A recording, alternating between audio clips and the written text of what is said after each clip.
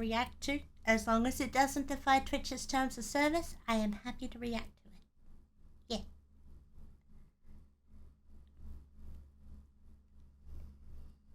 Oh wow. Hope a lot of people really wanted to see me cry. Why did they want to see me cry?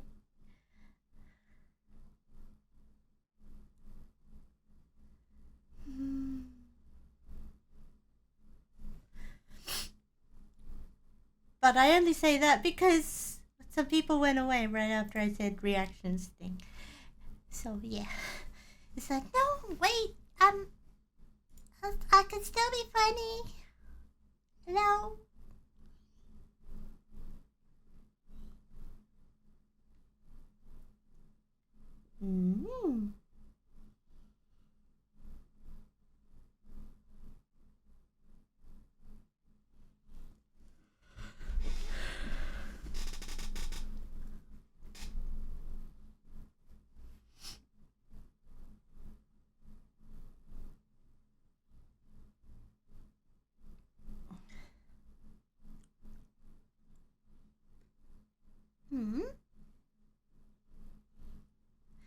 Ah, you got something first there, Jade?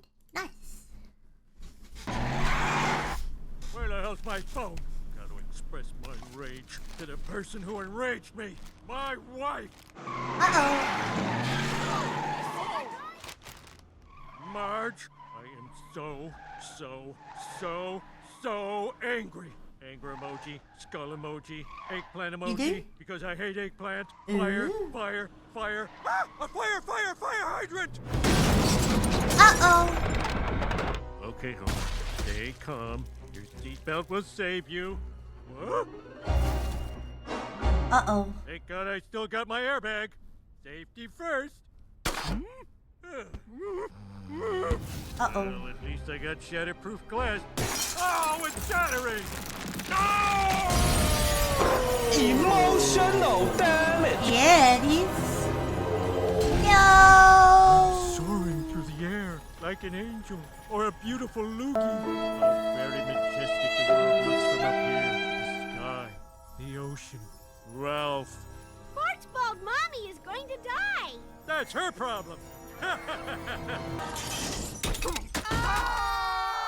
Oh no! Wait, the doll screamed too? The doll screamed too? Does that mean the doll could feel pain? It looks like something out of the show. Oh.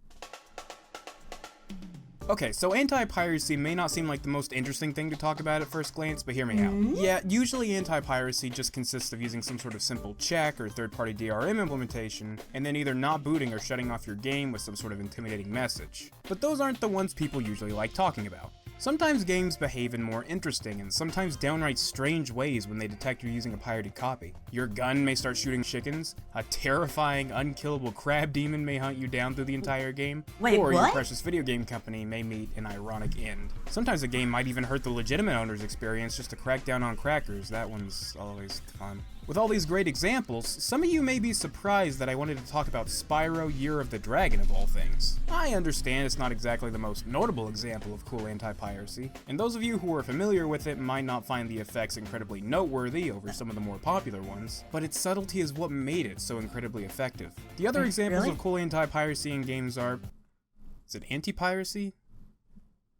Okay, we'll do it that way. The other examples of cool anti-piracy in games are pretty self-explanatory, so there's not exactly a point to making an explanation video of them. I'll let you witness those yourselves if you want. Here's a list of my personal favorites, but Spyro's clever coding requires a bit of explanation. And I happen to know way too much about it, so welcome to Tech Rules.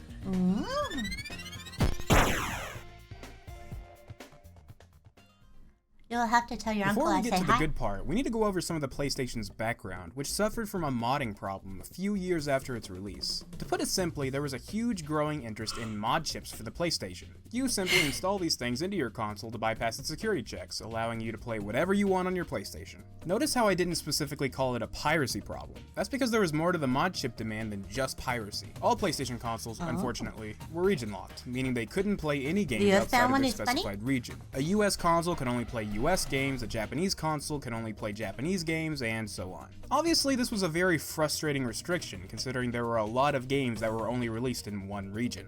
I have to admit though, the method Sony used to accomplish this was nothing short of genius. Every PlayStation disc had an intentional imperfection designed in its groove. While a normal disc would have a pretty straightforward groove with small imperfections, a PlayStation disc looks like this. Now, the wobble doesn't stop normal CD drives from reading the disc. In fact, they wouldn't even pay it any mind. A PlayStation's disk drive, however, not only does it make sure the wobble exists, but it's able to convert the frequency of the wobble into data intentionally inserted by Sony. If that's confusing to you, think of it like Morse code taken to the extreme. Anyway, this data indicates what region the disc was meant to be played on. If the data in the wobble didn't match the PlayStation's region, or the wobble was missing entirely, the PlayStation wouldn't boot the disc. No consumer CD burners had the ability to replicate this wobble, so making identical burned copies of PlayStation games was more or less impossible, and actually still is to this day. I know my quick explanation may be a bit hard to follow, but the only thing you really need to understand is that it's impossible to make an identical backup of a PlayStation game. If you guys are interested, I might go more in depth on this in a future video. Anyway, this meant that if you wanted to play a bootleg copy of a game, or one from a different region, you needed a mod chip. The mod chip simply intercepted the request for the information present in the wobble with information of its own. To a modded PlayStation, every game inserted looked like a legit disc with the correct region indicator.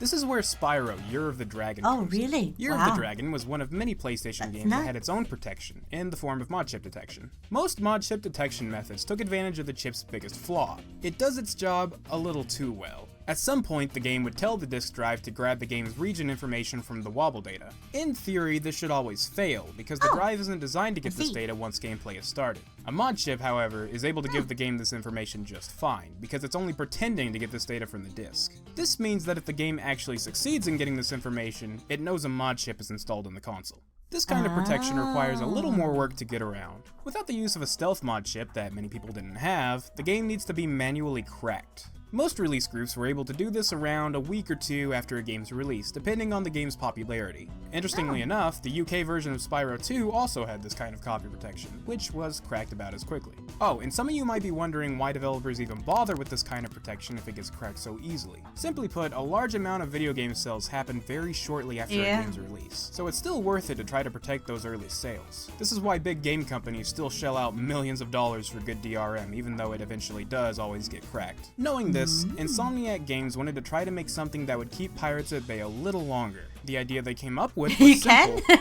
very effective. Well, that's good. The best way to stop hackers from cracking the game was to make them falsely think that they had successfully cracked it. By the way, a lot of the inside information you're about to hear comes from an interesting article by Gavin Dodd, one of the developers of Year of the Dragon. There's a link to that in the description if you want to check that out. It's a fantastic read. Here's the gist of their idea. The copy protection would still function the same way as it did in Spyro 2, halting the game if a mod chip was detected. But they also decided to add crack protection to the game, which was designed to detect attempts to bypass the first form of protection. If that one was triggered, the game wouldn't immediately stop or do anything that would lead you to believe it knows something's up. Instead, gameplay continues normally. The theory behind this was that the cracking groups, seeing that the crack they designed made the game successfully boot, would assume they bypassed all the security measures and move on to the next copy-protected game. However, after players finished a couple levels and checked out the balloon, Zoe would have this to say. I'm sorry, Spyro, but you seem to be playing a hacked version of this game. Ask me anything. This may be an illegal copy. Since this copy has been modified, you may experience problems that would not occur on a legal copy. But despite that weird message, the game would continue normally. Well, maybe normally isn't the best word to describe it, because weird things start to happen after finding this message. Gems start to disappear from the levels, eggs that you collected suddenly remove themselves from your egg count, the game starts to randomly crash, and the weird effects only get worse the longer you play the game. The goal was to make the game so irritating to play that you just gave up. But here's the big question. Was it effective? I would say yeah. Everything went according to plan, and Paradox, the group that attempted to crack the Each US of my version, mods released a crack has shortly their after own, release, which, sure enough, positives and completely negatives. failed to remove the crack protection. Even after Paradox realized they had more work to do, they still had a huge amount of trouble actually finishing the crack. The code was incredibly obfuscated, with countless the checks tallest and then person checks I for know? those checks. Yeah, playing the game wasn't the only thing they made intentionally frustrating. It was apparently such a difficult have a feat cousin. that Paradox ended up taking around a month to finally crack the game. Who They is even full of thanked the lizard. coders for giving them such a difficult challenge. So yeah, I would say that was a pretty successful plan. But I wanted to see exactly what happened when you played an incorrectly cracked copy of Year of the Dragon. So I found a crack online and tried it out. The experience was not fun, to put it lightly. The game was normal at first, despite Zoe's ominous message, but after playing for a little while, I noticed an egg straight up disappeared from my collection. Okay, that was weird, but no big deal. I went back and got the egg again. But it kept happening. And it was always with the final egg of each stage where you play as someone besides Spyro, meaning I had to go through the entire level again every time I wanted to get one of these eggs back. Eventually, it even started happening with random eggs. It seemed like every time I turned on the game, more eggs were missing. At some point, you start spending more time getting eggs back than finding new ones. Speaking of Sheila, Moneybags tried to con me out of more gems to release her a second time, despite my the fact she's very favorite clearly not there. hairstyle? For Agent a 9 guy or also a somehow girl? managed to free himself later down the road, but Moneybags still demanded compensation. Poor guy was desperate, I guess. By the way, Oh, I damn, played the US Moneybags. version of the game, which was missing one distinct trick that the UK version did, where it would change your language randomly. Here's what that might have sounded like. Mein taktischer Instinkt sagte mir, dass die Zauberin dich hier angreifen würde. Deshalb flog ich her, dir zu helfen. Meine Raketenwerfer scheinen nichts gegen diese Kreatur ausrichten zu können. Holy Aber ich shit. kann dir helfen, indem ich Munition fallen lasse. Leg los und kämpfe den I imagine changing that back would have been very difficult if it were anything like the US version, because my pause button straight up stopped working at some point. But much more infuriatingly, this was around the point where sparks randomly turned green as I left a level. I thought this was weird, but it was easily fixable by eating some butterflies to get him back to full health. At least that's what I thought. No matter what I tried, Sparks' health would never go higher than green. For context, that means I'm only ever able to take 2 hits before dying, effectively making the game twice as hard. The only way I could bring Sparks back to full health was to let him die and then find a 1-up. I imagine this was an unintended glitch rather than the game going easy on me, but I had to make sure not to accidentally let him eat any more butterflies because it actually damaged him. The game did a lot of infuriating things, but taking damage because I instinctively killed a creature for health? That one was up there. Speaking of infuriating, you never knew where you were going to end up when entering or exiting a stage. There are countless times where I would try to enter a stage and I would end up in one located in a completely different world. It was really hard to keep up with what eggs I needed when all the stages were scrambled like this, and that's on top of them randomly disappearing. Sometimes I would even get on a balloon or rocket and land somewhere completely different, or exit a stage into a different world entirely. And what's the most baffling of all, I managed to somehow crash the rocket into the hot air balloon. The rocket straight up stopped working after that. But what was worse than all of this was the crashing. This game would crash at any time for any reason. Trying to enter a stage? Crash. Trying to switch worlds? Crash. Trying to enter the water? Yeah, that's a crash. And every time I would boot up the game after a crash, even more eggs were missing. It was so much more infuriating than I ever would have expected. But with a little luck, I can say that it's 100% possible to struggle all the way to the final boss of the game, the Sorceress. I figured after all the torment the game put me through along the way, this would have been the easy part. Unfortunately, the boss fight in question contains the most evil trick of them all.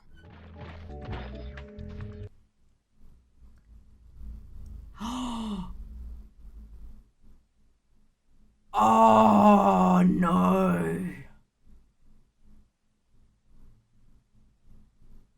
Oh no.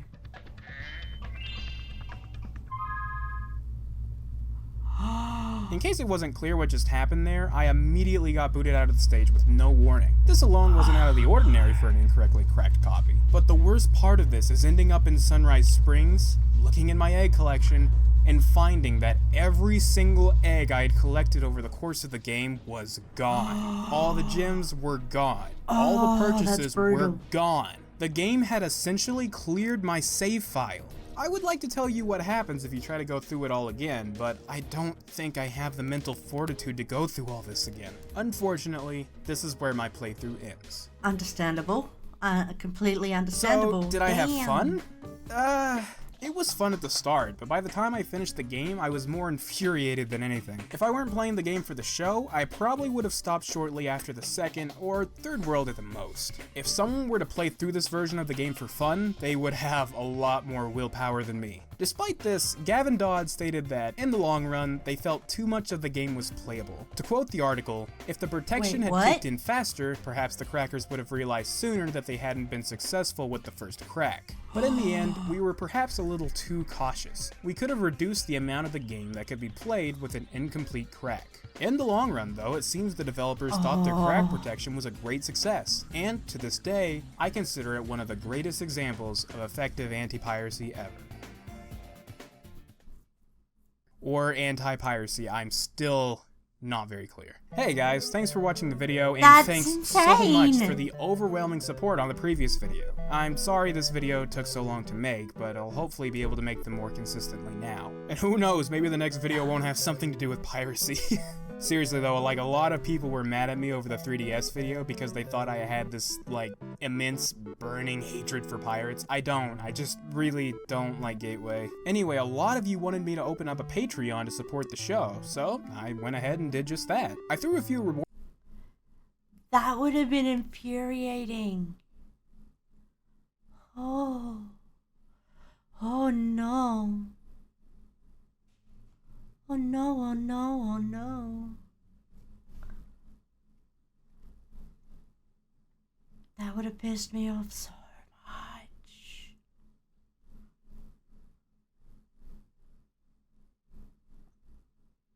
Like, possibly system destroying so much.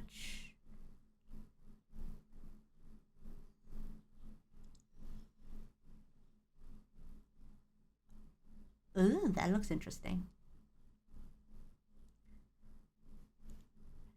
10 real Hollywood curses that will terrify you. That sounds actually pretty dope. Hollywood is...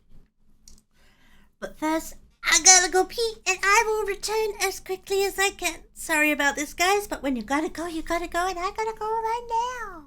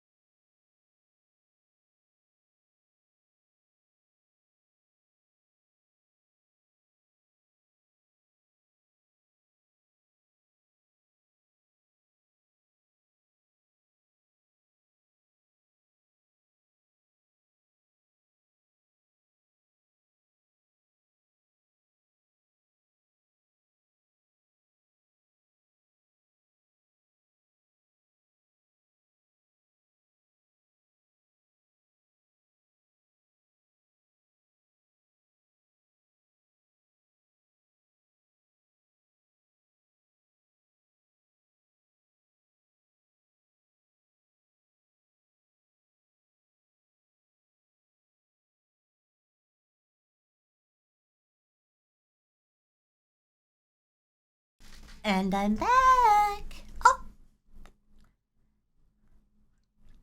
I see you guys don't want to watch the Curses of Hollywood video. I get it.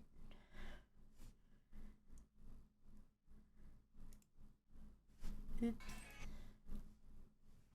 I get it.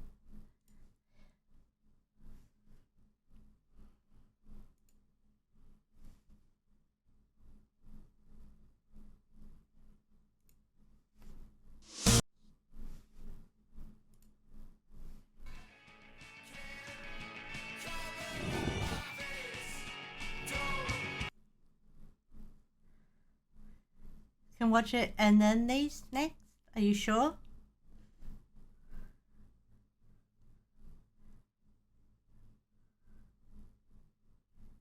Play the videos after mine? Oh, okay. Will do. Isn't all glitz and glam like some people think. It can have a darker side. Hello everyone and welcome back to our channel. I'm your host Emily and today we're counting down our list of the top 10 real Hollywood curses that will terrify you. So next time you watch your favorite TV show and movies, keep these curses in mind. Number 10, Apocalypse Now curse. Apocalypse Now is a 1979 epic war film produced and directed by Francis Ford Coppola. Now, the whole production on Apocalypse Now was hell. It really was like an apocalypse. The production was doomed from the beginning as it took multiple tries before Martin Sheen was hired as the lead and Coppola was writing the script as he went. Oh wow, which he looks so isn't young ideal. there. They shot in a jungle and it resulted in many crew members catching various illnesses. Martin also suffered in various ways. In an opening scene, his character punches a mirror and rubs the blood on his face in a drunken rage, and this was real and largely prompted by Coppola's psychological manipulation of the actor, telling him, "You're evil, I want all the evil, the violence, the hatred in you to come out." Coppola also kept Martin drunk and locked him in a hotel for 2 days. Other horrible things that happened were monsoons put people in danger, a prop person put actual dead bodies in a group of fake ones, and Martin suffered a heart attack in the jungle. Coppola himself was fraught with stress of the project. By the shoot's end, he lost 100 pounds, had an epileptic seizure, and attempted to end his life multiple times. The project that was projected to be 6 weeks long turned into 16 months. The final film gained critical acclaim, but if I was Coppola, I probably would have given up, as it sounds like such a horrible experience. In fact, it was so bad a documentary on the hellish filming process was released in 1991 titled Heart of Darkness, A Filmmaker's Apocalypse. Number 9. James Dean's car. When actor James Dean introduced himself to British actor Alec Guinness during an encounter in Hollywood, he asked him to take a look at his car. Alec thought the car appeared sinister and told James, "If you get in that car, you will be found dead in it by this time next week." This happened on September 23rd, 1955, 7 days before James's death, which is just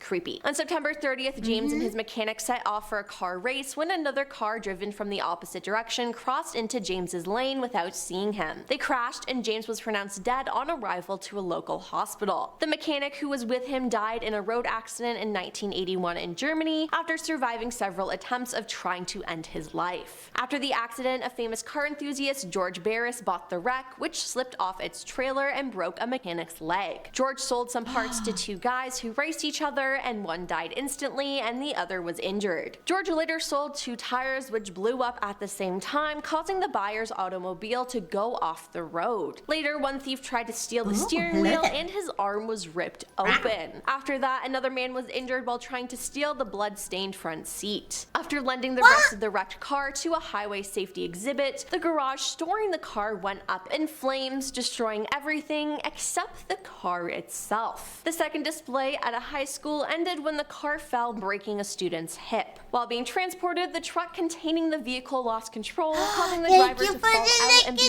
crushed by the Porsche after it fell off the back. In 1960, when being returned to George Barris in LA, the car mysteriously vanished and has not been seen since, and that sounds like one evil car. Number 8. The Crow Curse. The Crow is a 1994 American Gothic superhero film, and the lead actor, Brandon Lee, was shot and died while filming this film in a horrific accident. But this this wasn't the only dangerous accident surrounding the film. In an interview with the AV Club, actor John Polito, who was in the film, described some of the events. We were shooting at night, and the very first night they were setting up the lights, there was a guy who was driving a cherry picker onto the walk. A cherry picker that you put lights on. And when the cherry picker fell into a gully, we lifted the back of the cherry picker where the guy was lifted up and went right into an electrical pole, and he was electrocuted. And he was near death. All of his organs were burned, and he was about 26. His wife was pregnant, and it was a bad luck opening to a film. And then the third night when we were shooting, I remember the prop truck caught on fire, and nobody knew what that was about. And then we had a hurricane that destroyed parts of street sets.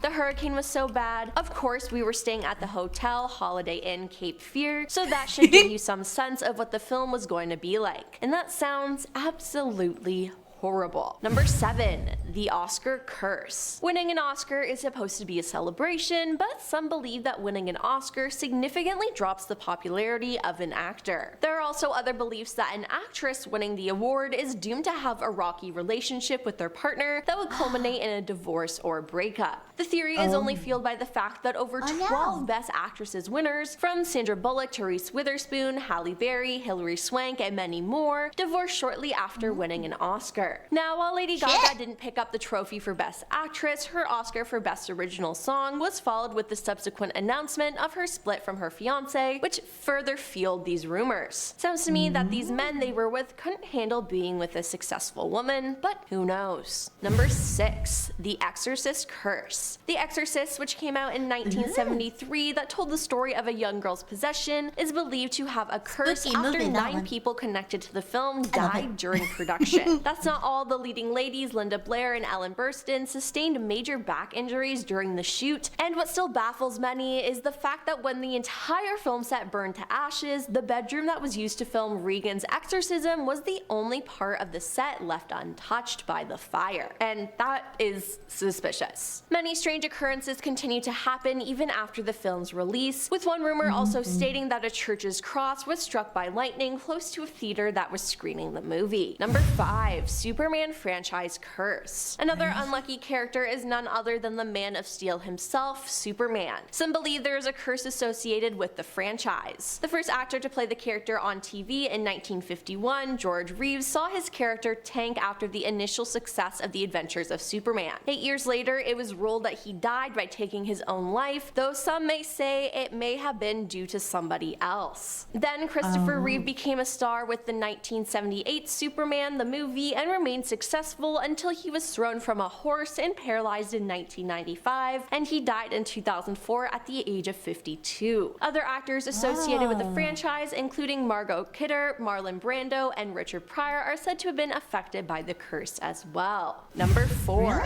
Macbeth curse. Saying the name of Shakespeare's play Macbeth is said to bring about a curse to any production. Experienced thespians know that you don't call Shakespeare's Macbeth by its proper name, you call it the Scottish play. Actors believe that uttering the title around in a theater brings bad luck, according to the Royal Shakespeare Company. Legend has it that when Shakespeare included real incantations in the play, a coven of witches cursed it. The actor playing Lady Macbeth is said to have died during the first performance, and subsequent performances since then have also had a series of accidents befall on actors. Now, of course, a play like Macbeth is going to have a history of some troublesome incidents after being performed for 400 years, but if you're a believer in the curse and you accidentally say the name Macbeth, the Royal Shakespeare Company says you must exit the theater, spin around 3 times, spit, curse, and then knock on the theater door to be allowed back in. Now, I take this curse very seriously as it is real, and ask any drama kid in your life. Number 3, the Poltergeist curse. The Poltergeist is a 1982 horror film, and one thing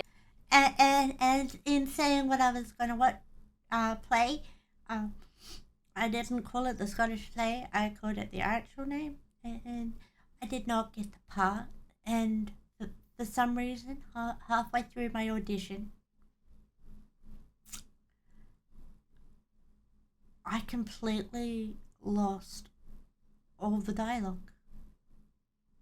And it's like, but this isn't like me. Where did it go?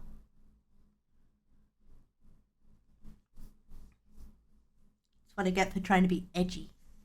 is for sure you don't mess with the dead. It is said that the curse was brought upon the movie franchise because of the producer of the movie Taunted with the Spirits. After about a month of production, Jo Beth Williams found her pictures askew on the wall, then lights flickered on and off on separate occasions, and random fires and accidents were not uncommon. Once the first movie was released, the curse began to take its toll. Dominic Dunn had her life ended by her ex-boyfriend as she was strangled to death. The sequel took away Will Sampson and Julian Beck, who died of stomach cancer and kidney failure. Heather O'Rourke, who played Carol Ann in all 3 Poltergeist movies, died during the 3rd installment from acute bowel obstruction. Aside from untimely deaths, one actor claimed that real skeletons were used as props, a claim that remains unproven, and another is said to have performed an exorcism on set. So, no shocker, it was cursed. Number 2, the 27 Club. Beginning with the deaths of several 27-year-old popular musicians between 1969 and 1971, this cultural phenomenon, which came to be known as the 27 Club, attributes special significance to popular musicians, artists, actors, and other celebrities who died at age 27, often as a result of addiction or violent means, or ending their own lives, or transportation-related accidents. One thing's for sure, the number of musicians who died at the age of 27 is definitely far from the norm. Some of the most famous 27 Clubbers include Brian Jones, founder and guitarist for the Rolling Stones, Jimi Hendrix, pioneering electric guitarist, singer, and songwriter, Kurt Cobain, lead singer and songwriter for Nirvana, and Amy Winehouse, a blues singer and songwriter. Currently, there are 40 recorded members of the 27 Club.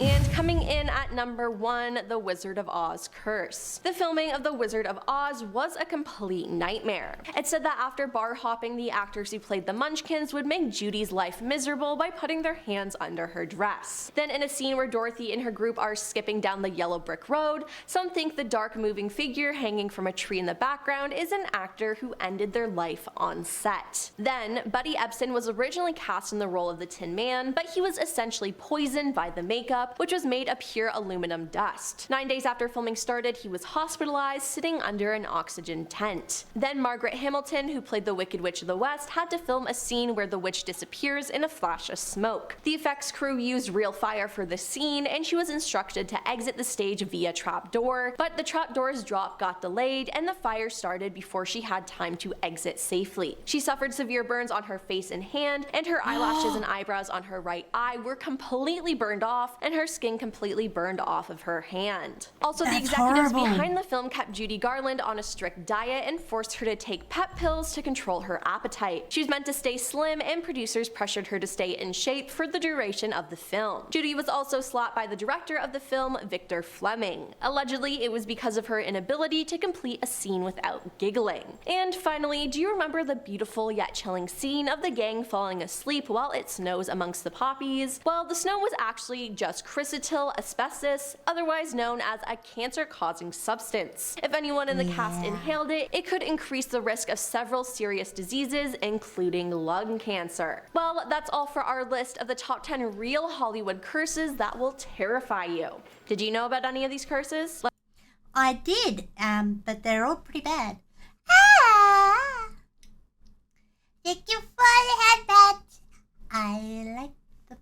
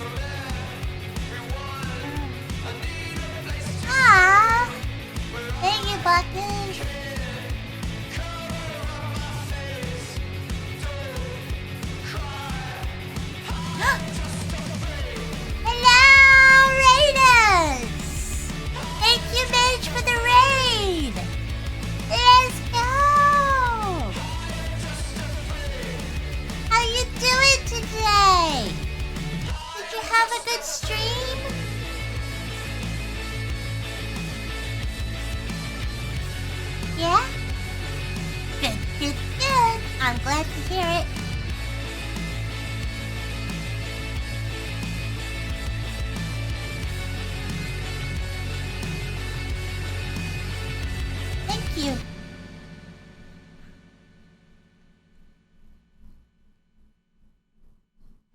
Yeah, I watched a little bit of Birchie and I thought it was pretty good too. But yeah, thank you so much for the raid there, Mage. I really do appreciate it. I completely lost my shit earlier because of the game, Hollow Knight. Big surprise.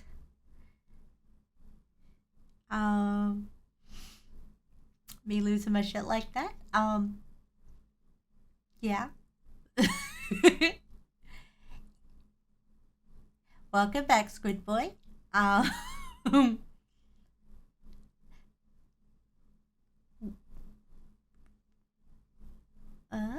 Yeah, I got angry. At the game. I kind of rage quit and nearly cried. Yeah. Pretty tired, not gonna lie. Fair enough. Gonna catch some Z's? Fair enough, Star Destroyer. I hope you have a good sleep, sweet dreams, and say hello to your uncle for me. Okay? And thank you again for the follow. I do appreciate it.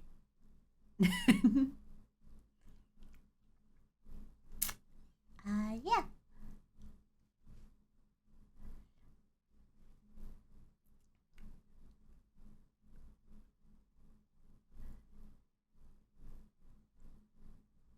He's in the hospital? Oh no.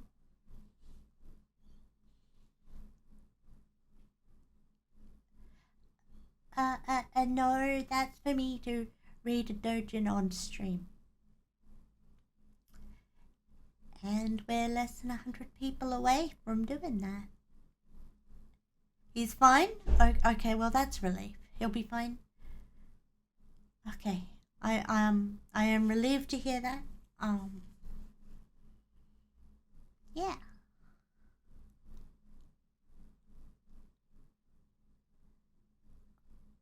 Thank you for stopping by. Yes, Squid Boy?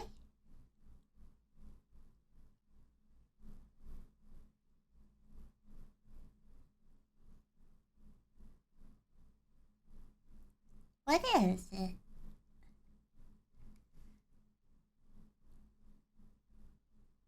You think you might have what?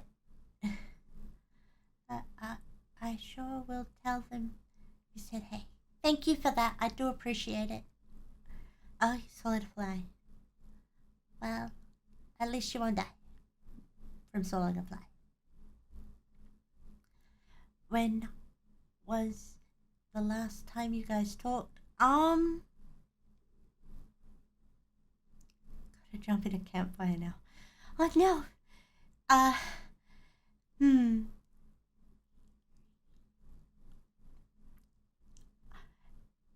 It's been a while since I've actually talked to Legacy. I think it might have been in March, but I could be wrong.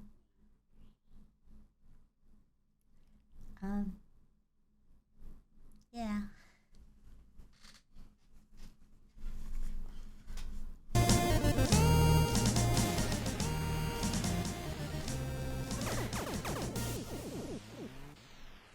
Star Wars Episode 1, a film that famously lives in infamy. And I do mean infamy. From Gungans to midichlorians, I think it's safe to say this movie spawned more social outrage than the burning of the Great Library of Alexandria, and that was real bad. I don't know when James is getting back. Like this coloring book, for example. I'm gonna go to bed. Of the former Soviet Have a Union. great night. It only comes with the crayon brown. Thank you for that, Mage. Sweet dreams. And I'll catch up with you soon, okay? Thank you for the raid. You're awesome. Thank you for sharing your community. Thank you for sharing your community with me. This is Star Wars Episode Always, 1, The Phantom always a Menace pleasure. for PS1. Okay. It's kind of rare to get a game like this. It's not some spin-off. It's actually just And I Star hope you Wars have Episode sweet, 1, happy The Phantom dreams. Menace. And yeah, it pretty much is just a scene by scene. And remember, I appreciate you. Obviously, there are some deviations. First most glaring difference, of course, being the inclusion of wobbly, pixely chimp face. Thank you. Not that I have anything against that, it's just that you're all absolutely bone-chillingly deformed. What is that gas coming out of the floor? It is excess steam from our troublesome ventilation system. That's interesting, because it looks an awful lot like poison to me. Yeah, it does. For any discomfort? No, you don't, you son of a bitch. This game would have been fun had it not been for the vomit-inducing top-down angle that is at a slight tilt and way too close to your character. It's hard to tell where or what anything is, and if you do find out, it does look quite cursed, this game.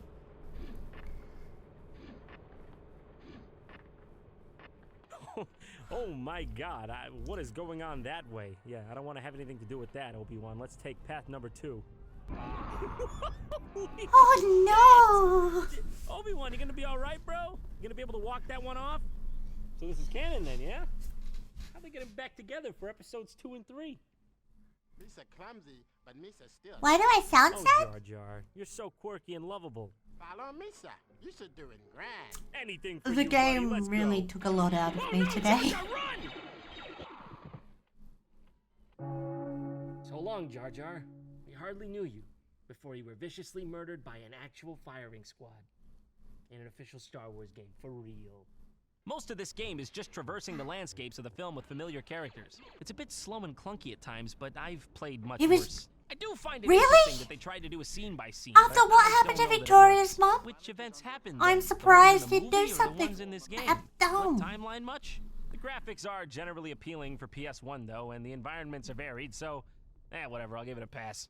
Next up, we have Jedi Power Battles, where Sam Jackson looks like he just encountered a large spider, and Obi-Wan looks like he's listening to his friend's parents fight during an awkward family dinner. Yeah. I'm surprised Legacy would do something like that. He said he wasn't feeling it. You can choose from all your favorite characters. Mace Windu, Obi-Wan, Qui-Gon Jinn, and Pio-Kun? What, you don't know who this guy is here? You've been living under a rock or something? I'm really Probably surprised to yes, hear that, considering. Godforsaken creature of the night? Yeah. At first glance, I'm not exactly sure what the difference is between this and the last game. It looks and plays He very didn't know what to similarly, do but I when I can say asked this him. one is definitely a lot less disorienting. It's got a much Fair better enough. field of view. I suppose this game could be described as more arcade-like in nature. There are some minor platforming elements. Should you mixed in, see but him, it's mostly just about tell him I dismembering hope your he enemies feels in better. style. What are you laughing at, Yoda? Something funny? Something you want to share with the class? You laughing at me? So what? I'm funny now? I'm a funny guy just because I'm dressed like a clown? I suppose you think I shouldn't have a gun either! There also exists some Flash games about the prequels. I couldn't find any worth mentioning on episode 1, but there are a few based off Revenge of the Sith. The first one being called Jedi vs. Jedi, Blades of Light. Yeah, nobody died this time. I'm sorry! I didn't mean to interrupt you boys. I can see you're busy. Obi-Wan! Anakin! Do you not remember your days of friendship? What has brought you to such savage violence? I can't look. Occasionally, one of them will fall over like a child and then get back up. Come on, guys. Play clean. Keep it above the belt. No, I Don't saved make me this come in before. there. Well, there is actually a reason this all looks so strange. These Flash games here were based on a marketing campaign around toys for episode 3. To animate this, it looks like they posed the actual toys in stop motion. No, like My this thing they're first standing was on the here even, in return the of background. You can actually Simpsons buy on that. screen. Comes with the orange goo and everything.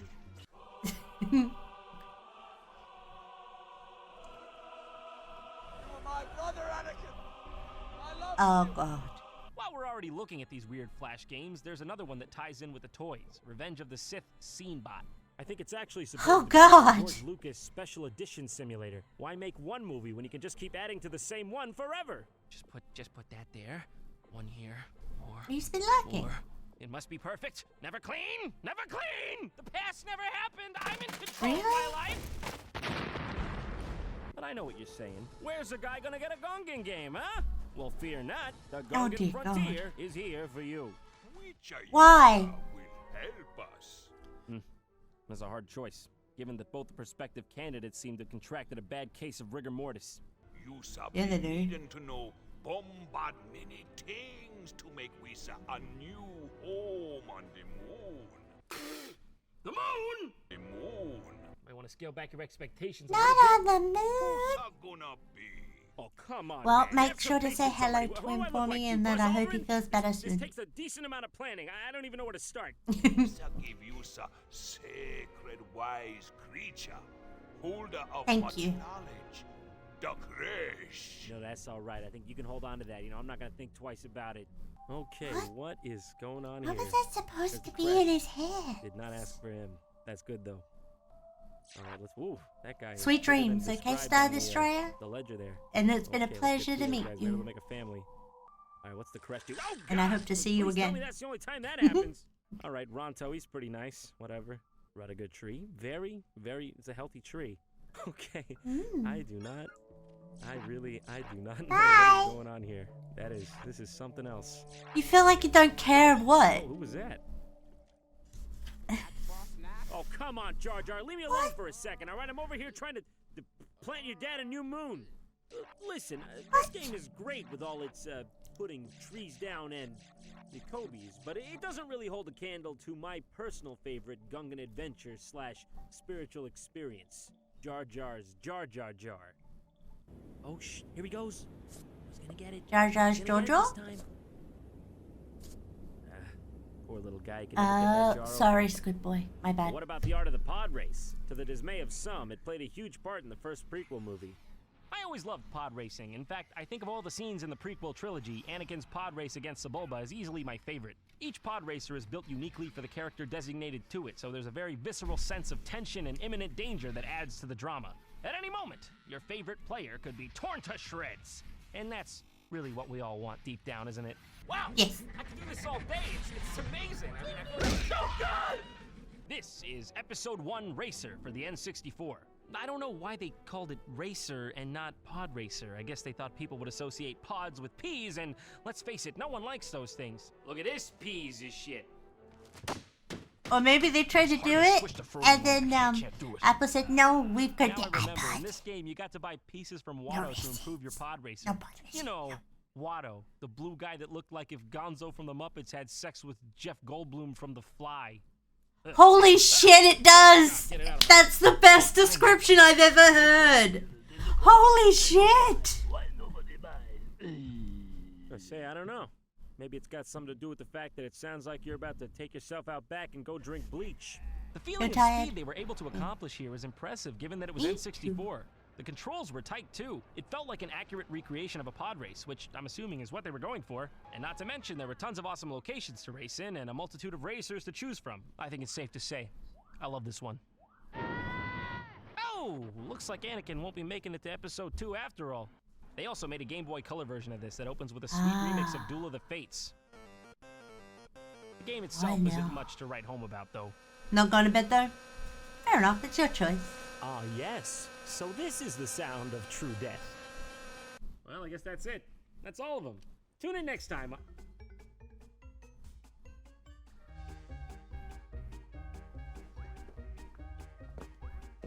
Oh no. Super Bombad Racing? That can't be good. Oh. Oh no. Oh no. What is going on here? What's a Bombad? I don't know who was in charge of this, but they are clearly an unrecognized genius. You had, like, all the Star Wars lexicon, and you chose this? You went with Bombad. Is that some sort of artistic thing you guys got going on here? Don't want to be too cliche? No, it's all good, really. You guys just keep doing you. No, but I can't Or did it maybe get its name because of focus group? This thing Jar Jar's writing on, is that a Bombad? Well, no, actually, because that's what's known as a tri-bubble bongo. See, I've done my research. I took to the internet to see what a Bombad could be, after all, and it turns out Bombad may refer to the Gungan word for superb. So this game's title literally translates to super superb racing. What can I say? That's pretty super superb in itself. What? Stop it, come on. What? Why are you looking at me like that? Why wouldn't they have something understandable to the average peon? This is very, very bad. Yeah, you can send a video.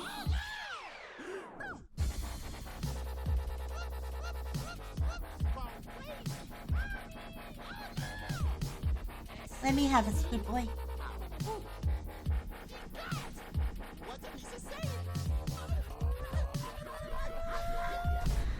I need an adult. Oops.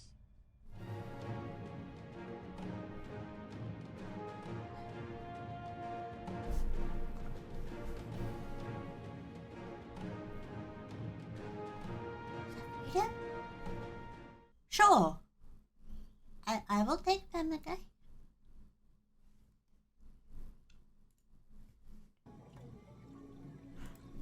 Oh, we're doing one of these again.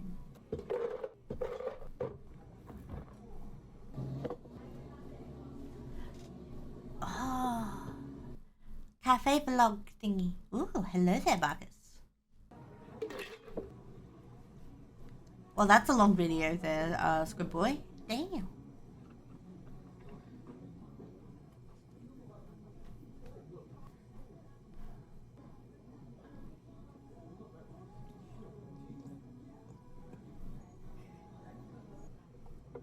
Only do half. It's over 2 hours long. Or less than half. Okay. I will do some. Strawberry juice? Wouldn't it be apple and strawberry? Do they just do strawberry over there? I mean, apple and strawberry is pretty awesome in itself, but just strawberry? That could be something else. Oh, mango yogurt. Ah. So you got the mango jam stuff, and then the yogurt goes on the inside. Oh. Learning a lot from these videos.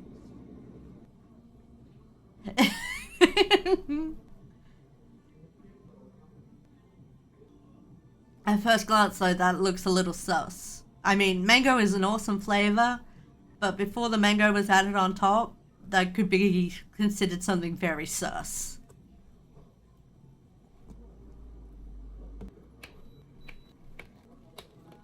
Would you ever be trans if you was a boy?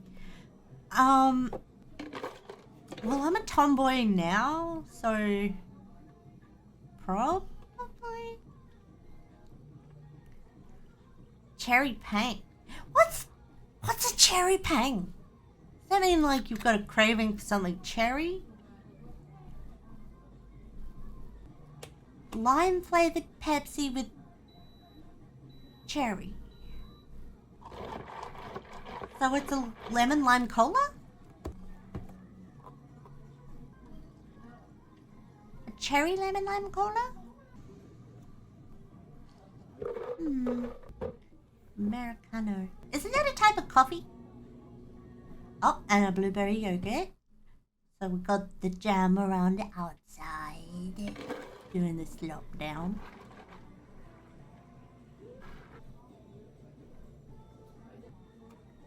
Huh. So the Americano is an iced black coffee. Is that across the board what it is everywhere? I've never ordered an Americano, but I like my coffee to be milky. Blueberry and strawberry this time? Ooh.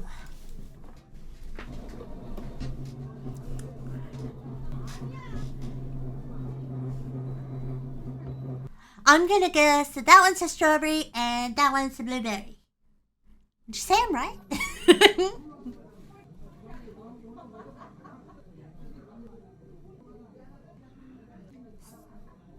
So it is plain yogurt that's just got the jam on it.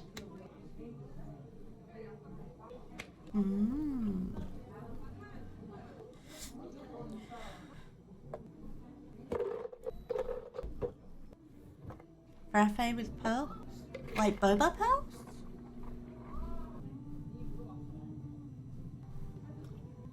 Yeah, boba pearls. So they're like tapioca pudding. Never heard of a cookie frappe before, but I don't tend to go for the cookie flavors when I go for a drink.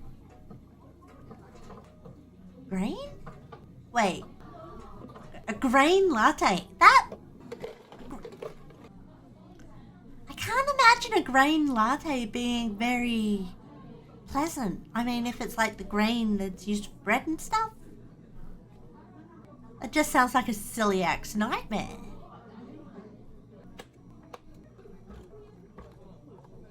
I mean, especially if it's unsweetened. Dalgonia latte? What makes it Dalgonia?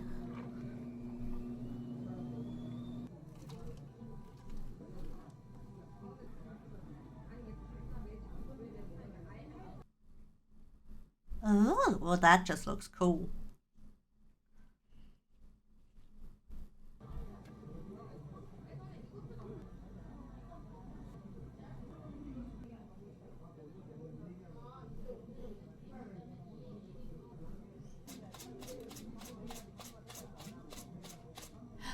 Oh, that's the coffee and chocolate chip frappe. The other one looked cool when it was combining though. Strawberry banana latte? I get the strawberry and banana together, but adding coffee as well, would that be...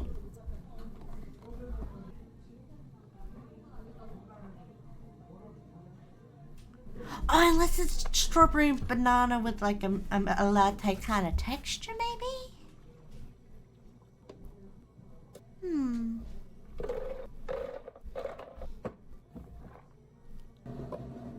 There's a lot of water in these yogurts. In the form of ice. I like it when they make iced coffees with ice cream instead of ice. I don't know. They're just creamier.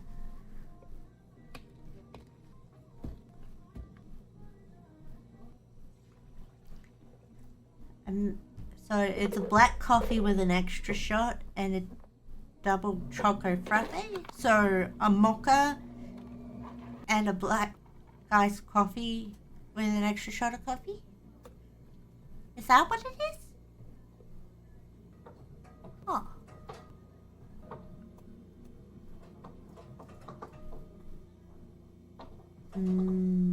The cream looks so thick. Yep. I didn't lick the screen, I swear!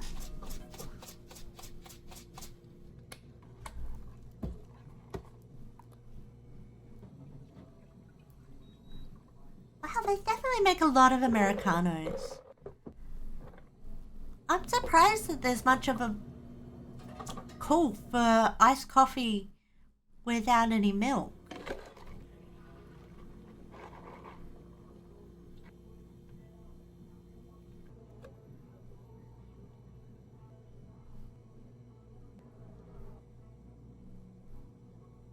Still think that looks sus before you add the jam on top.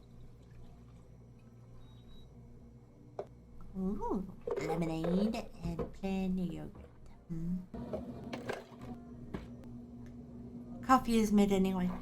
Yeah, pretty much. Unless you like really good at it. I mean, I'm quite fond of coffee. But that really depends on the taste of the beans. And also how they're prepared. That plays a lot to do with it. Getting a black though, a black iced coffee, it just doesn't sound right to me.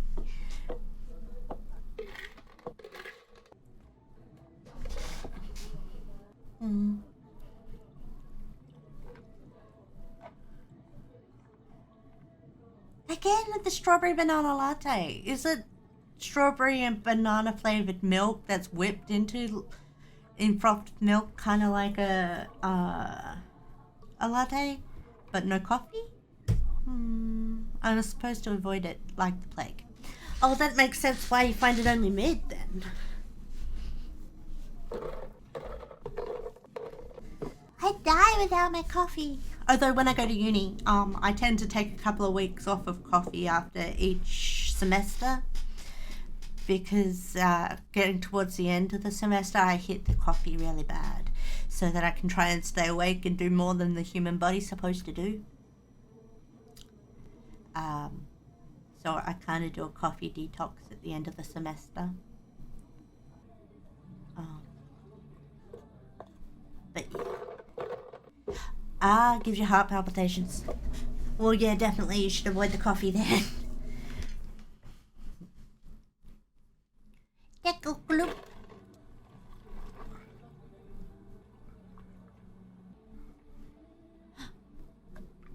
Another black iced coffee. What the hell? What? Is it a cultural thing that has them doing that? I don't know. I don't get it.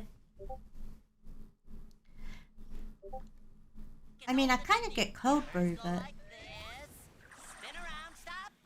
Double take 3 times. 1, 2, 3. Then... It's a scan. Okay. I love my coffee, but... And I've become a bit more of a connoisseur lately. But, yeah.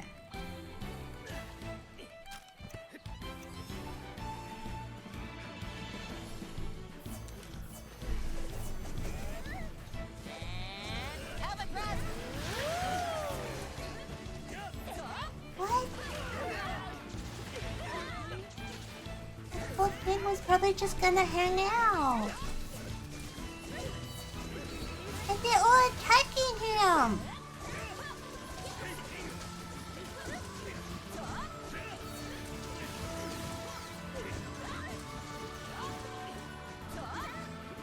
Oh no, he's gonna ride him.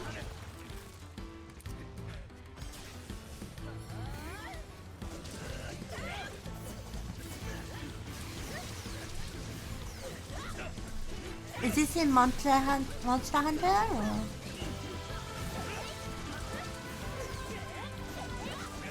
Actually, that's not entirely true.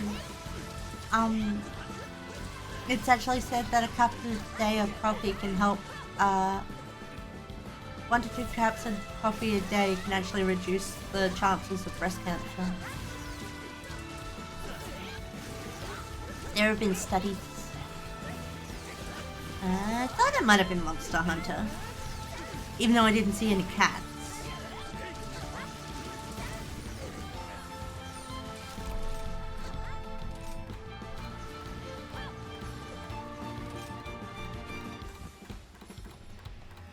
Oh.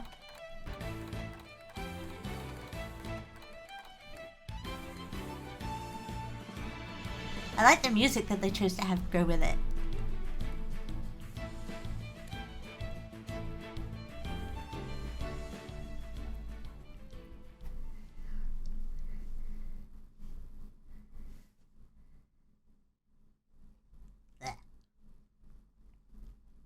Sorry, I saw the picture of the anatomy of spiders and it was just like, yeah, no, That's only if you're buying high quality beans.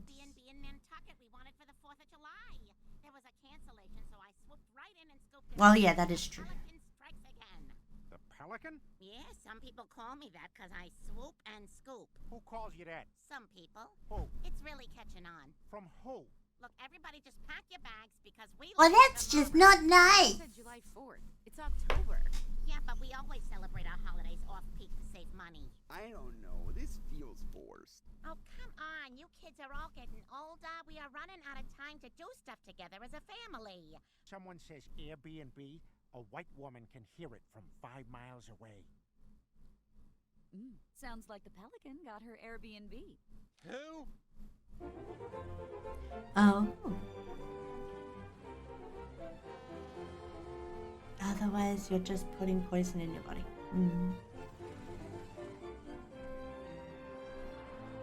We've been getting good quality stuff in my household lately. I've never been to Nantucket. It's pretty nice. Yeah, I like that There once was a man from Nantucket, and he decided one day, well, fuck it. Oh, I've seen Chris and I've seen Meg. I've seen Rider is just a single carton of oat milk. Yeah.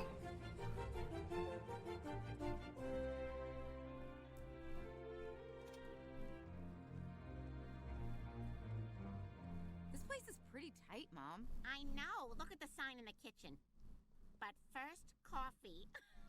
Yeah, that first. That makes no sense. In what way? We don't know what the choices are, so how can we definitively say, but first coffee? But that's the point. It doesn't matter. Whatever it is, first coffee. Hey, what if our kid's having a heart attack? God forbid. Oh, right. Still, but first coffee? Well, I don't think... What if a 9/11 hop... I just thought it was a fun sign, is all. That was mean.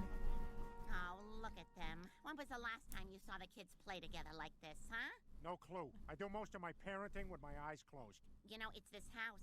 Sometimes all a family needs is a chance. Oh, they're playing cornhole together. You know what that means. Oh, you can't even make it through a twosome or a onesome. You are very close to being a sit in a chair and watch guy. My cardiologist said the same thing. I have 50% chance of getting... Oh, okay, guys, everyone pick out one souvenir from the trip. Is a seagull a seagull is not a souvenir. What about... No, but... Taylor sings a personal serenade every time one closes for the season. The sign goes up as the sun goes down. Another year in the books. She put the fun in funnel cakes, or at least that's what I see on that board. Ah, sweet, edgeless rock and roll. You can shave a baby's head with it. Ryan, what is that? That's saltwater taffy. What, have you never tried it before? I have 4 teeth. If it's not applesauce, I'm unfamiliar. Taffy is like the official candy of vacations. They have free samples. We should take some. Yes, free samples is my favorite way to slowly sink a business.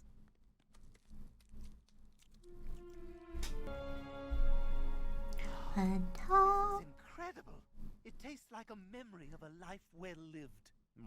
Yeah, that and like a little bit of mint. You know, it's the end of the season, so all that taffy is on sale. If we buy it in bulk and bring it back to Quahog, we'd make a killing. That's a great idea. No, you won't. No, you won't. Not gonna happen. No, you won't. You make everything matte black. Okay. Matte black the world, baby. Now let me just check my portfolio. Yes. No. Yes. No. Yes. No! Oh, I feel so recharged after that trip. A total... My colon so I can only poop at 3 a.m. And yes, I feel extremely recharged. You know what? We had such a great time. I'm just gonna book another visit to that house. Huh, that's weird. I can't book it. What the hell? The owner of the house gave us a 0-star review. She said we stole something. I'm banned from Airbnb? Ooh, tough break for the Pelican. Help! Oh, no. Okay, which one of you little rats stole something from that house? And don't guys... They're not gonna talk, Lois. I say we hook them up to the lie detector. Peter, that's not a lie detector. That's a ride-on sex machine. It is? Well, got me to sing like a bird. Stop rolling it into rooms. Mom, we didn't take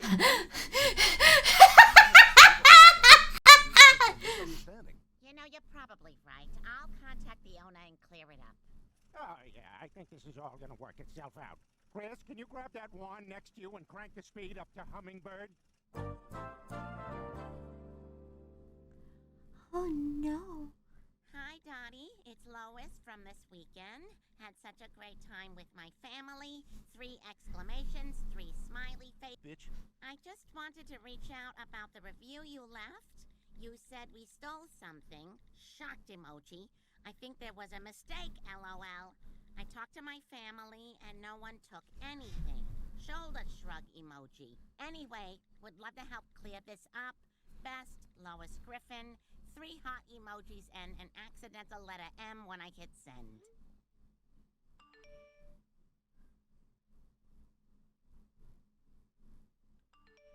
Bottle of shampoo was taken from the A bottle bath. of shampoo?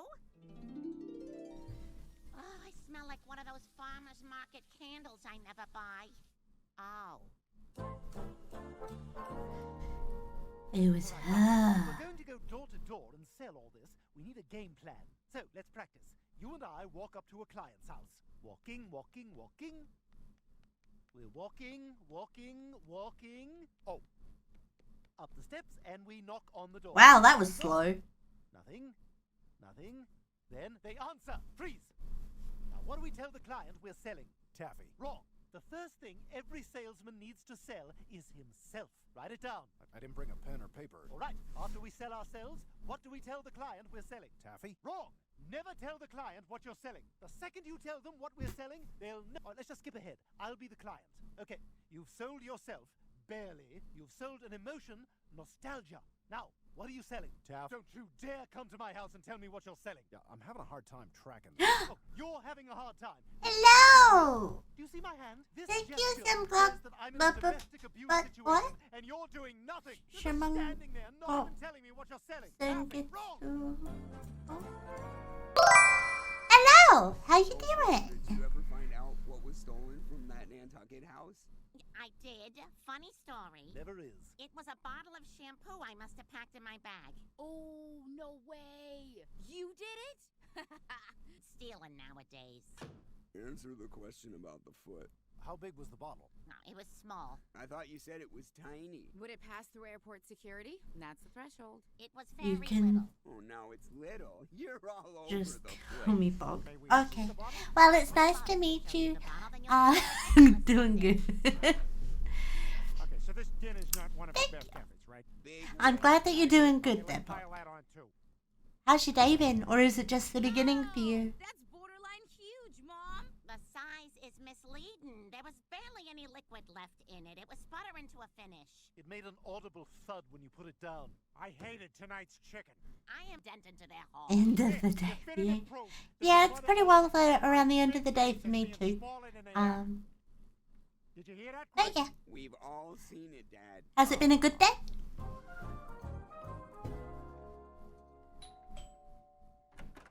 Good afternoon, Mr. Quagmire. Oh. Salesman, look, I'm going to be straight with you. You see this coin purse? It contains $87, which is what I allow myself to spend on superfluous purchases every week. It is currently open, just like my ears. If you wow me with your Yes, pitch, I would the say money it's is been yours. pretty If it good. closes, I'm glad to hear it. the sale. Now let's hear it. Well, it's a pleasure to meet you. As you can see, we have all... I don't know. I only like taffy when it's got cute little jokes in them. Something to laugh at while you're doing all that chewing. Who doesn't love laughing?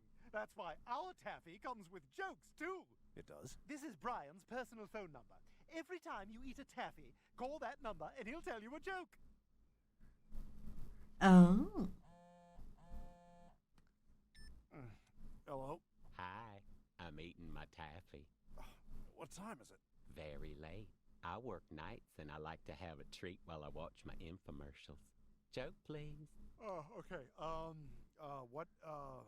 Why did the house go to the doctor? Because it's... When I have another piece. Yep. I swallowed quicker than I thought. Oh no. Oh no, oh no, oh no. Do you know how awful it feels to be labeled a thief for something as silly as a small bottle of shampoo? Yeah. I heard the bottle wasn't that small. What? Where did you hear that? Joe and I have eerily quiet dinners. We can hear all your family's conversation. Okay. You know, I'm gonna get a knife for this cheese. Oh, let me get that for you. They're my grandmother's knives, so... Think I'm a thief? I can't believe you're not on my side. I heard the bottle had a pump. A pump? Who else are you talking to about this? I'm on a couple of text chains discussing it. Oh, God. What? Okay, I gotta fix this. I am bringing that shampoo back to Nantucket. It's the only way. Pockets.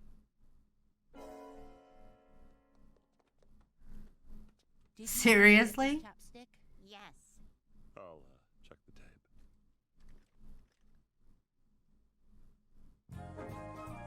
Bonnie does sound different. Thanks for agreeing to meet me here, Dottie. Of course. Bell over About that bottle of shampoo. It turns out we did take it by mistake. I feel terrible, so I wanted to return it to you personally. Oh, that's so nice. You didn't have to drive all this way. You could have just put it in the mail. Oh, no, the mail is so impersonal. It was important I did this in person. Well, thank you again. So, now that this is settled, I was thinking maybe you could change your review. Oh, I'm sorry, no, I can't do that. Oh, but I returned the bottle. Lois, I write the reviews of my guests based on their behavior while they're in anything. You're proving what I wrote about you was correct. Oh no. D. Look, I am on my back here. My legs are in the stirrups, forceps have been utilized, there was some sort of suction, and still that's not enough? I'm not changing it. Can we turn that bell off? That bell was the only item recovered from a shipwreck that devastated our island. Entire families were torn apart and... Why am I telling you? James Taylor wrote a whole song about it. 94 so... And that's where I'm going to switch to a different video.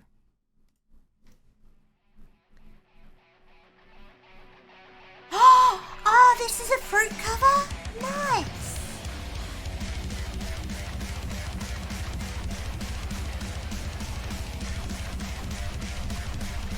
So far, so good.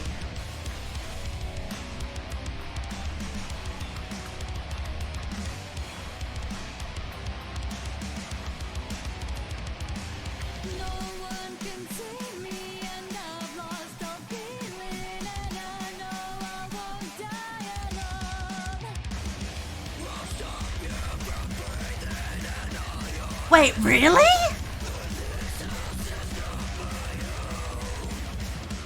Is that fruit?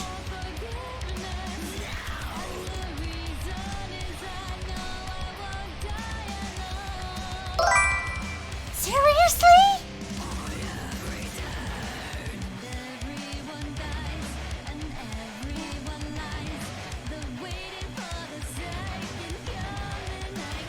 Holy shit!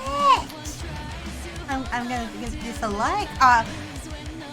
Her metal voice is... Oh my god!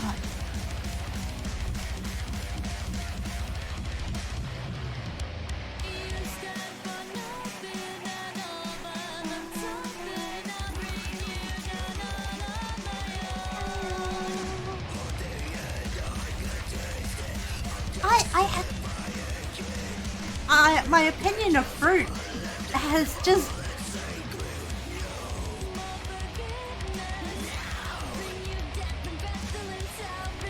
Oh my god, my opinion of fruit has climbed radically since this video started.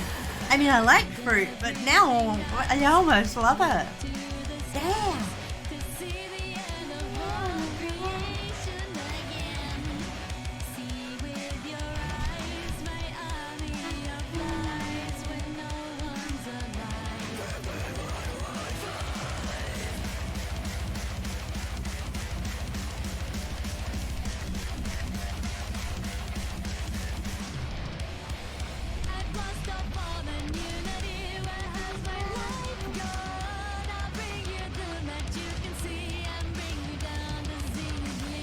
I completely understand.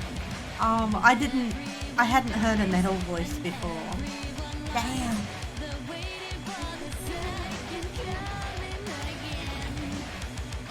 My favorite's always been Iron Mouse, but... Oh my god, I'm getting warm. Oh my god.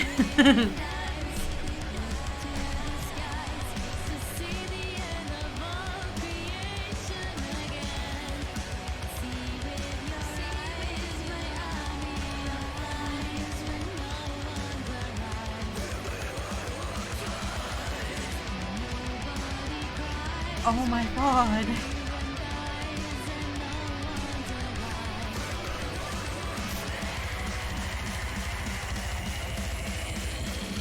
Fair enough.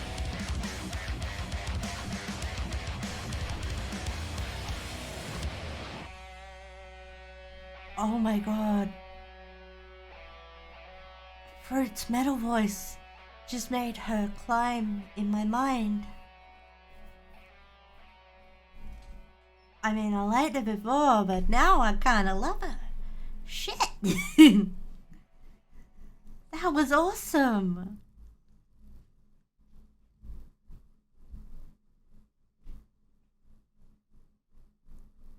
I didn't know she did metal. I didn't know she had a metal scream. I am so impressed right now that she can do that. It's really hard to do.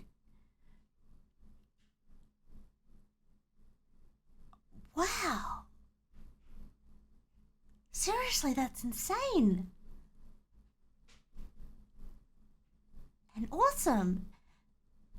Holy shit.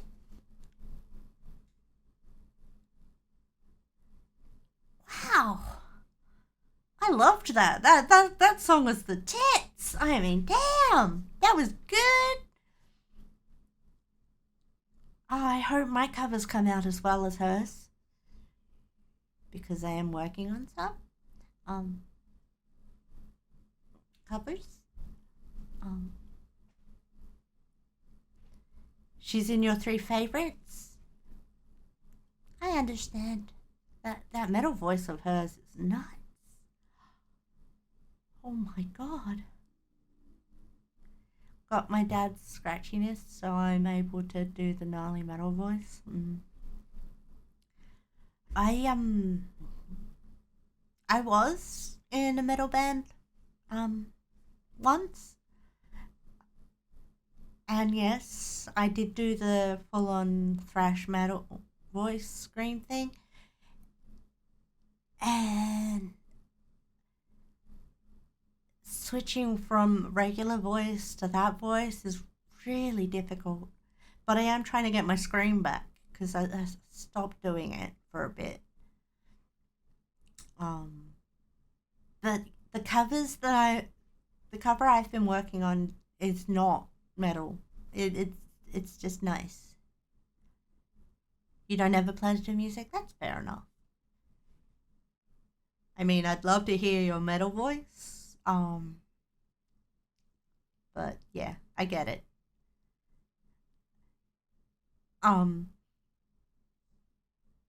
But I am actually working on a cover of my own,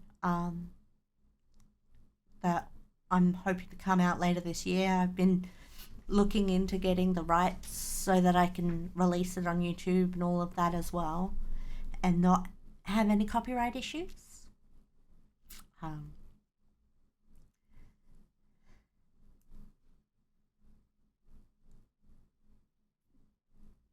Fair enough. You gotta be thirsty for music. You gotta have that thirst, otherwise you lose passion fast. From my experience, but yeah. Do you know that song from Donnie Darko, Mad World?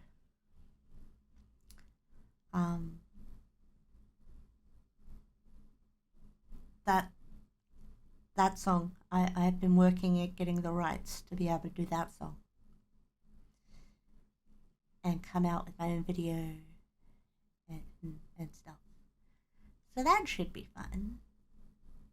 I just hope it goes well. You love that song too, huh? I really like that song, which is why I chose it to be my first foray into trying to do music as a VTuber. And yeah, I want to have video clip and everything.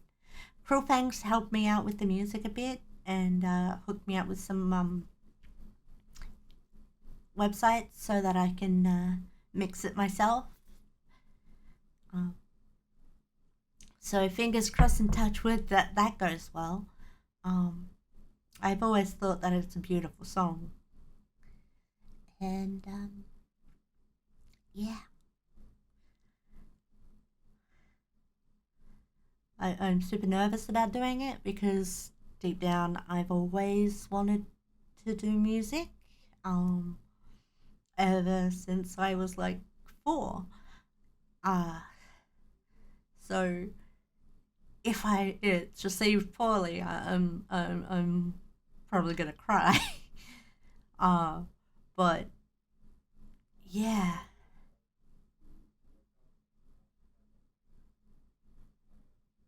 Nana's cover of Snake Eater? Ooh.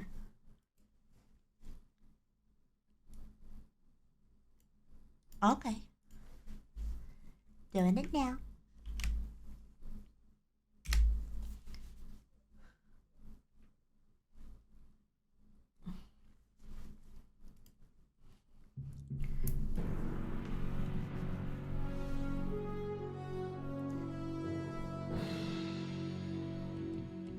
But I reckon I could do good for the thing. With darkness and silence through the night. Hello, Raiders! Hello! Hello, Peach! Welcome! Welcome to my stream! It's nice to meet you all. Thank you so much for sharing your community with me, Peach. I really appreciate it. Seriously, thank you. Everyone, please give Peach a follow. Seriously, it'd be awesome. Yeah. Let's see if I can't get a clip to play on video, shall we?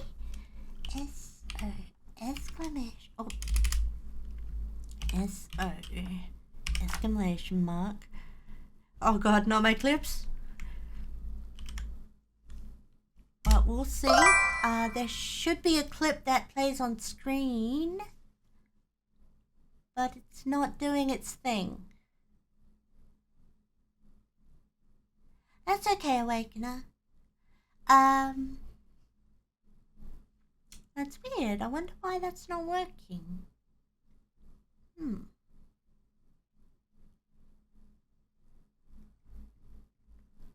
Weird. Back to your work? Oh, okay. No, I did not. It happens. Twitch breaks sometimes. Yeah, it does. Thank you so much for the raid, Peach, and for sharing your community with me. It's awesome. Seriously, thank you. You did that. I did it before because that's what it usually does. Take,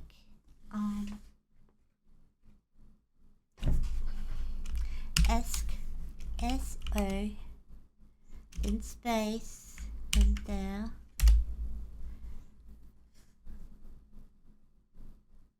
Yeah, it's not working. Oh well.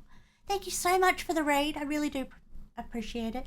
Hello, Peaches community. It's nice to meet you all. I'm Pyra. Better not get me banned, Manic. Oh, Hold we on. got it! Yay! Alpha Kenny 1, Alpha Kenny 1, Alpha Kenny 1, Alpha. Oh no! No! No, what? Dude. Oh god, no, not this one. No! Why didn't I know that? No! I like your little choker, it's cute. It is very cute. So what were you up to today, Peach? I'd love to know.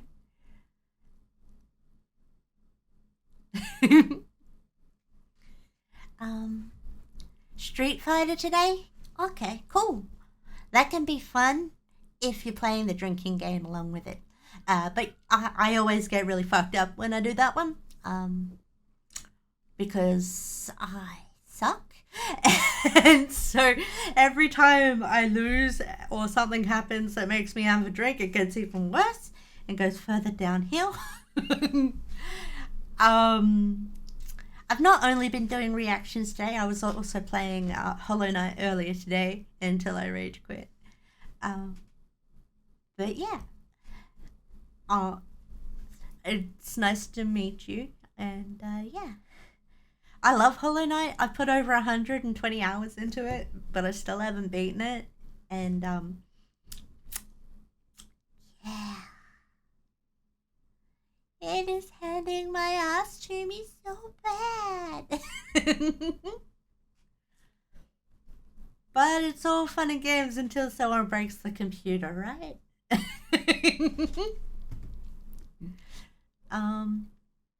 Yeah. Right now we're reacting to Snake Eater by Nanners. So it's a cover of Snake Eater. We just watched Fruit do a cover, and she has the most incredible metal scream. I mean, damn. But you're so supreme. I give my life, not for honor, but for you. Metal Gear Solid 3 is brother. Yeah. There'll be no one else. I like the cry to her voice. Rihanna's voice has such a good cry to it. I'm still in a dream, Snake Eater. I've never played 3 myself, but I have been known to enjoy the occasional Metal Gear segment. On a tree frog, it's ordeal, the trial to survive. For the day we see new light, give my life. The remake is happening soon, right? I think so. No, it's okay. I like watching videos of it, not playing those kinds of games. Watching them is more entertaining for me, because I suck. But thank you for the offer. It's the way I fly to you. I'm still in a dream, Snake Eater.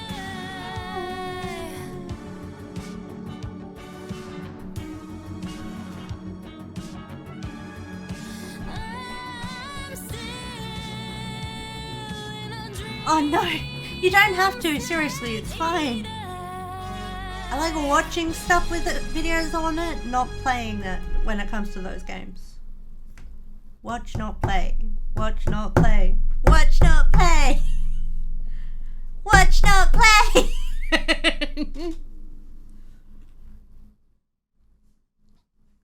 Whether you play it or not is up to you. Okay then. Well, it's your choice. At least I will have the option, I guess.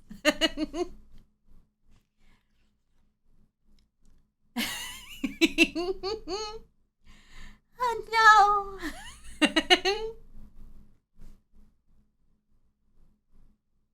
Mm.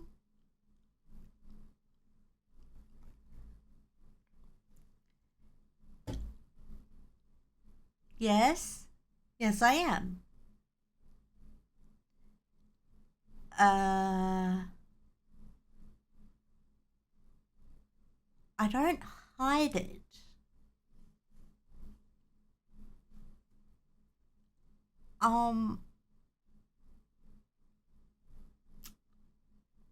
The fact that I'm goth is kind of obvious, I thought. Yeah.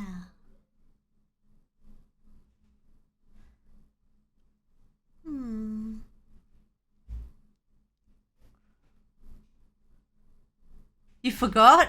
Okay. Fair enough. Well, I guess we smell our own. I don't mean that in a bad way. I only mean that in a good way. I think one more video is the way to go. Who's gonna give it to me? Hmm?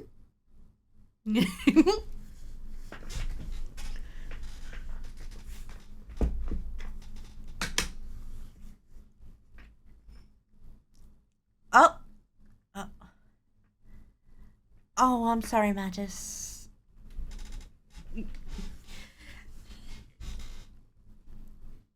My bad. Sorry, Squid Boy. Jade beat you to it. Rolling down the street. No, it's okay. Rolling down the street. Smoking crack. Give me the link, Squid Boy. I'll put it on there. 40. Gin and juice. Gin and juice. With so much drama in the LBC. You called dibs. I know. That's why you gotta give me the link. No, I was kidding. I've never heard that one. I'm sorry. I've never heard that one. When the pimp's in the crib, man.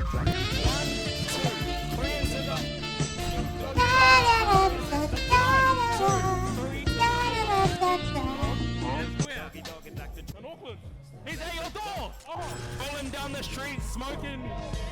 Bingo. Rolling down the street, smoking. Sipping up dinner. Late.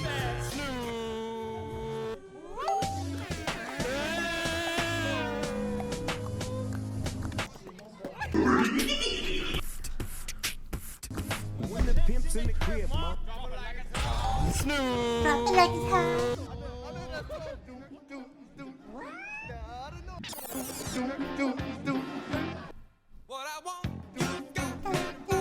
Bruh. Oh, okay. So are you gonna give me that link, Squid Boy? I was only kidding when I said you missed out.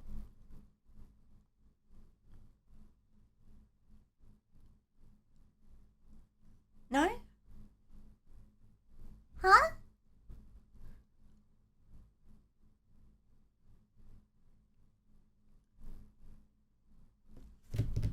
I'm waiting. Give me that link. I'll wait for the link. Come on! There we go. Oh, dude! You can't give me 3... People agree with Arnold Palmer. Tomato soup, grilled cheese, and a weak cup of tea is the best lunch in my book. He's right. I enjoy things I remember. Peter, I'm off to my book club. Don't forget you have to go to the PTA meeting. Me go to a PTA meeting? What are you, high? Oh, Not no! anymore. I crashed hours ago. By the way, we're out of chips, cookies, and funny bones. Now, I'm going to my book club, and you are going to the meeting. Hey, Brian, how about you go to that meeting for me, huh? Yeah, I don't think so. Oh, come on, buddy. You owe me, huh? You remember what I did for you last week? Sighing softly to the river comes the loving breeze, setting nature all a quiver, rustling through the trees. Through the trees. All right, I'll go. What? What? What was that?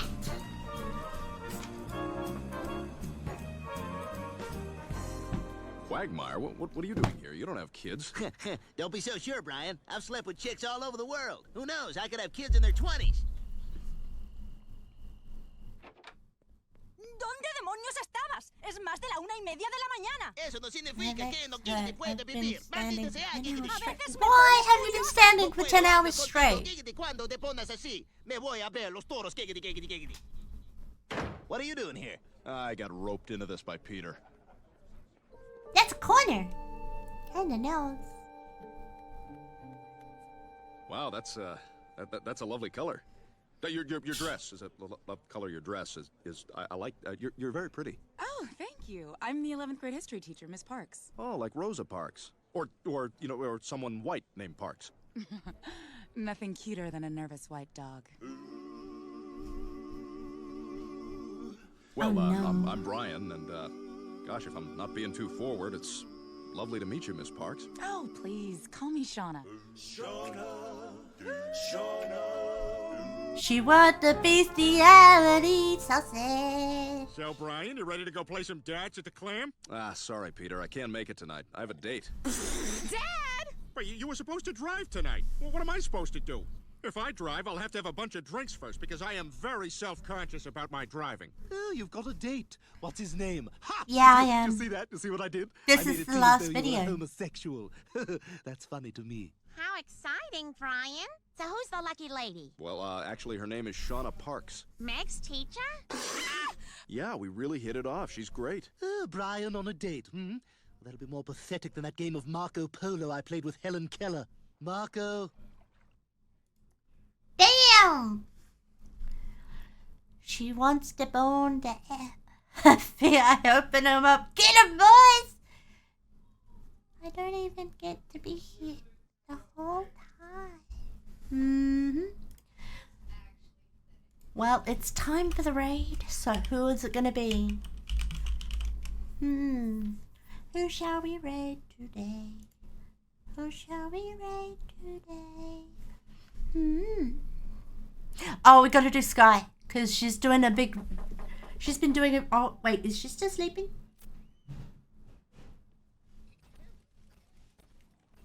Wait, let me check if she's still sleeping. If she is, we won't... Like, I'll take a picture with you, but...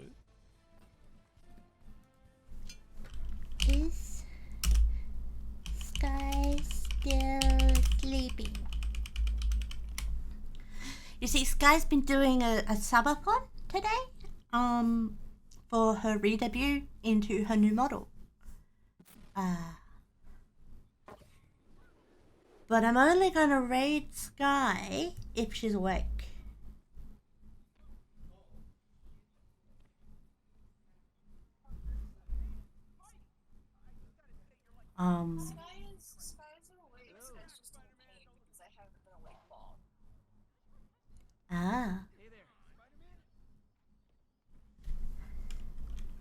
Sir.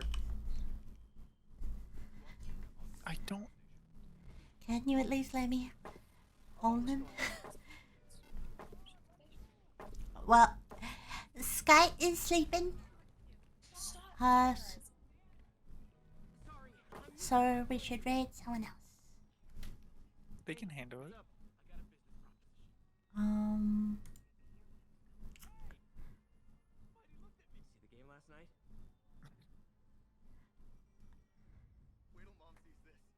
Okay, cool. I will raid them. But I could join though. No raid type shit. Yeah.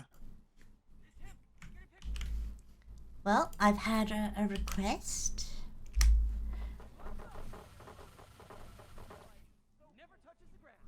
I typed in their name, their matters, but it's saying that they're not on at the moment.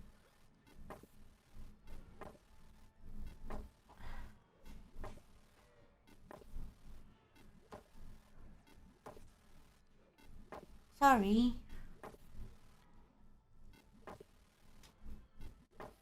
They're on.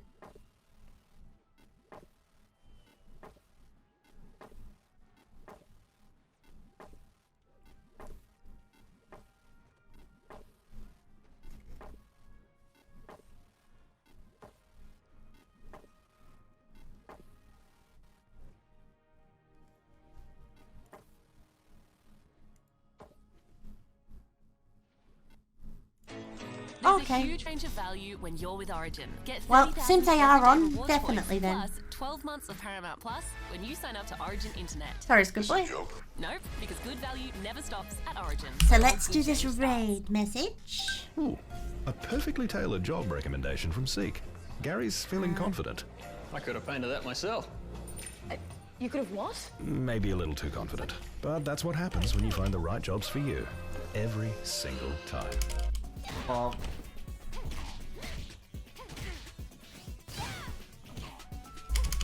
F-I-R-E.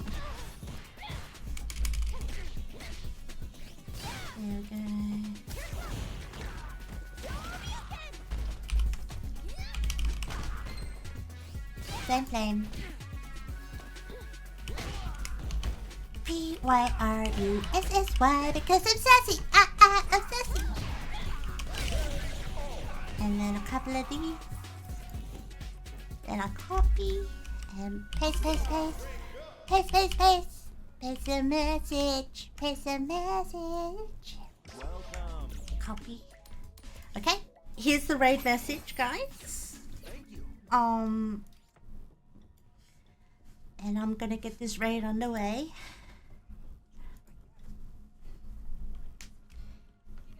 BMFI. There we go. Playing Street Fighter 6. Good. Yeah. Thank you guys for hanging out with me today. I really do appreciate it. Hopefully I'm streaming tomorrow and for D&D, so fingers crossed on that one. But yeah. Thank you so much for spending today with me. It means more to me than you could possibly know. Sorry, Squid Boy, I do gotta go. Thank you, Peach, again for that raid. You are awesome, so don't forget it. I'm Pyra Z, your little fire flower. Now let's raid, motherfuckers, let's raid! And I will see you next time!